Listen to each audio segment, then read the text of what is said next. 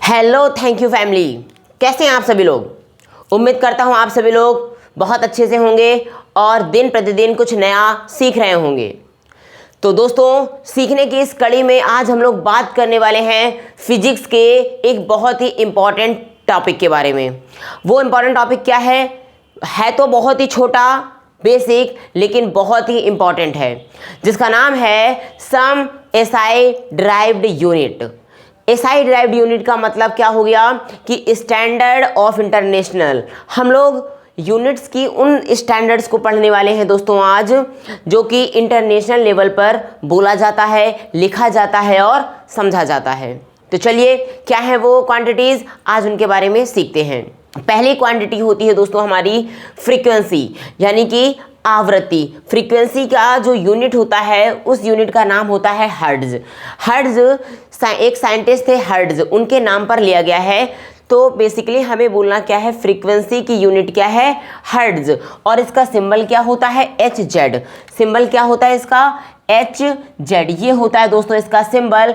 और इसको इक्विवेलेंट में हम लिख सकते हैं पर सेकेंड या सेकेंड इनवर्स।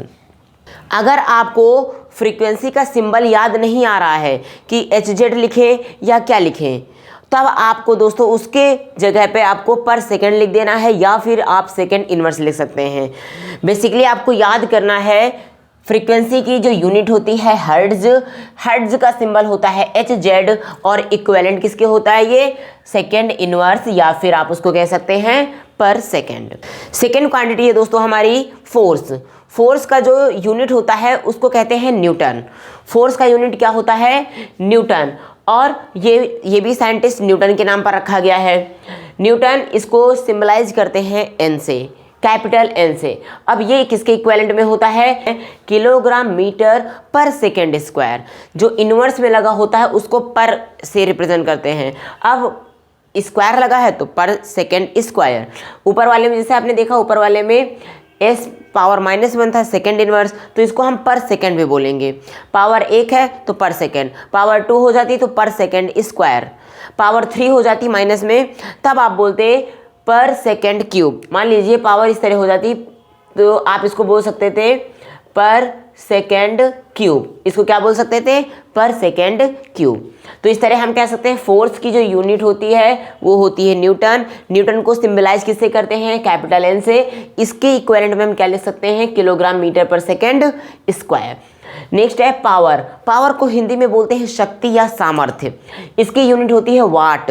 जैसे आपने देखा होगा बल्ब जब आप खरीदने जाते होंगे ठीक वो कितनी पावर लेता है, तो उसकी पावर जो होती है उसको वाट में मेजर करते हैं।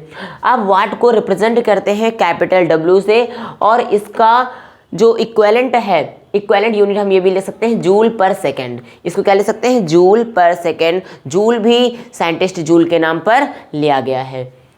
अगला है क्वांटिटी ऑफ इलेक्ट्रिसिटी, यानी कि जो इलेक्ट्रिसिटी होती है उसकी जो क्वांटिटी है, जो हमारे पास विद्युत धारा है उस विद्युत धारा की जो क्वांटिटी मेजर की जाती है, क्वांटिटी ऑफ इलेक्ट्रिसिटी, यानी इसको हम लोग चार्ज भी बोलते हैं, तो हिंदी में बोलते हैं आवेश। तो इसकी यूनिट होती है कूलम्ब।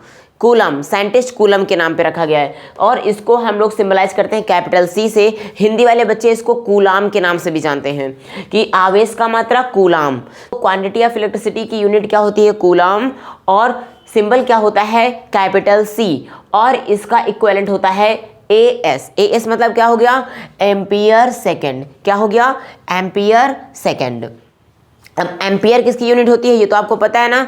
एम्पियर जो होता है आई की यूनिट होती है एम्पियर। आई मतलब करंट, जो इलेक्ट्रिक करंट होता है दोस्तों। इलेक्ट्रिक करंट मतलब वैद्युत धारा। वैद्युत धारा जो इलेक्ट्रिक करंट होता है उसकी यूनिट होती है एम्पियर, यानी कि ए। एम्पियर को हम लोग ए से रिप्रेजेंट करते हैं। तो एक बात ये भी ध्यान रखिएगा कि एम्पियर किसकी यूनिट होती है, इलेक्ट्रिक करंट की, यानी कि विद्युत धारा आई की। तो अगला है पोटेंशियल डिफरेंस। पोटेंशियल डिफरेंस जिसको हिंदी में विभवांतर भी बोलते हैं, चाहे पोटेंशियल डिफरेंस हो या इलेक्ट्रिक पोटेंशियल हो, दोनों का यूनिट सेम होता है वोल्ट। वोल्ट को रिप्रेजेंट करते हैं कैपिटल वी से, न्यूटन मीटर पर कूलाम। क्या लिख सकते हैं, न्यूटन मीटर पर कूलाम। यहाँ पे सी इनवर्स मतलब कूलाम इनवर्स, न्यूटन मीटर पर कूलाम। अगला है इलेक्ट्रिक फील्ड यानी कि वैद्युत क्षेत्र। तो वैद्युत क्षेत्र इसकी यूनिट होती है वोल्ट पर मीटर।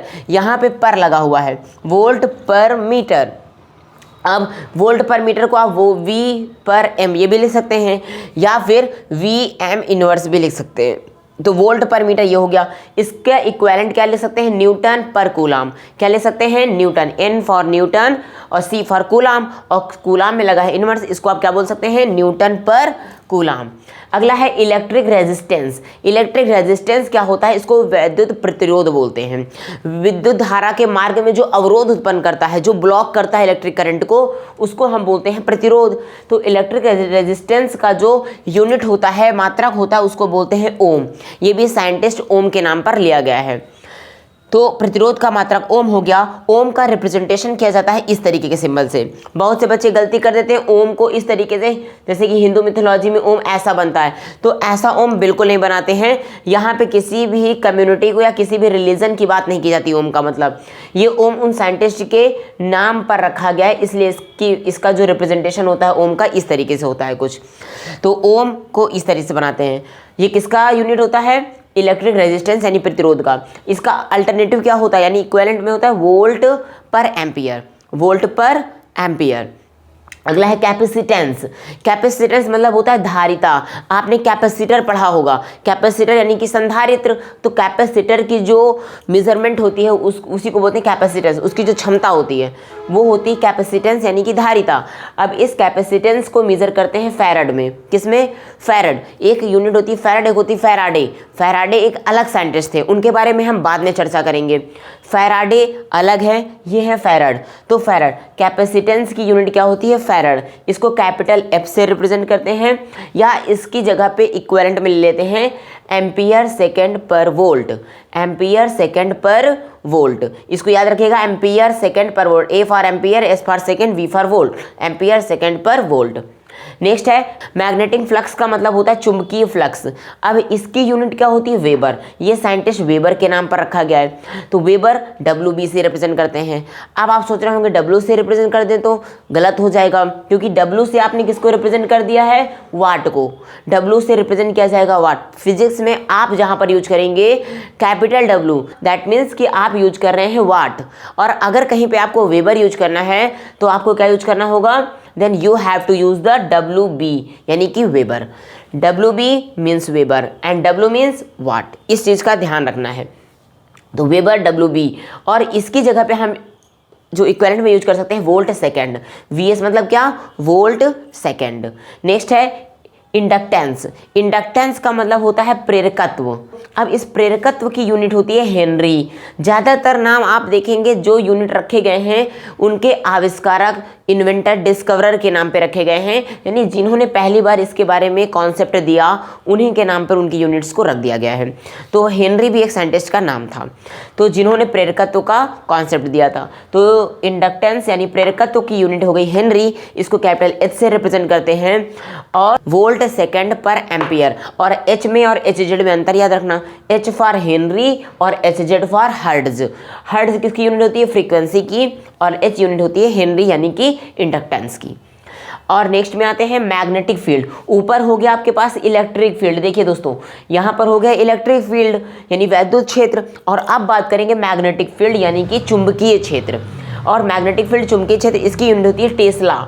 जी हाँ, टेस्ला। और टेस्ला को कैपिटल T से रिप्रेजेंट करते हैं, और इसका इक्विवेलेंट रखते हैं न्यूटन पर एम्पियर मीटर। समझिएगा, न्यूटन पर एम्पियर मीटर। एम्पियर मीटर को पर में लगाएंगे तो अपान में आ जाएगा, न्यूटन पर एम्पियर मीटर, या फिर वेबर पर मीटर स्क्वायर, इसको ले सकते हैं। इसको आप समझिए जरा, न्यूटन पर एम्पियर मीटर नीचे रहेगा, इसलिए हम इसको ऊपर से इस तरह लिख सकते हैं, न्यूटन पर एम्पियर मीटर, या इसको रिप्रेजेंट करते हैं newton ampere inverse metre inverse.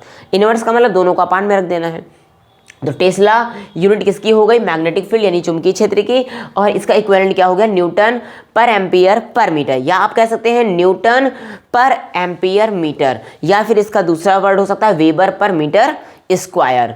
तो इस तरीके से दोस्तों आपकी कुछ बेसिक चीज को हमने आज समझा है। वीडियो को लाइक कर दीजिए, चैनल पे जो बच्चे नए हैं उसको चैनल को सब्सक्राइब कर लीजिए और अपने कई दोस्तों तक शेयर कर लो। और हाँ, फिलहाल अभी मैं क्लास 12th की क्लासेस जो लेने वाला हूँ, तो आप लोग इस वीडियो को क्लास 12th के सभी बच्चों तक शेयर जरूर कर दीजिए। मिलते हैं हम नेक्स्ट वीडियो में, तब तक के लिए जय हिंद।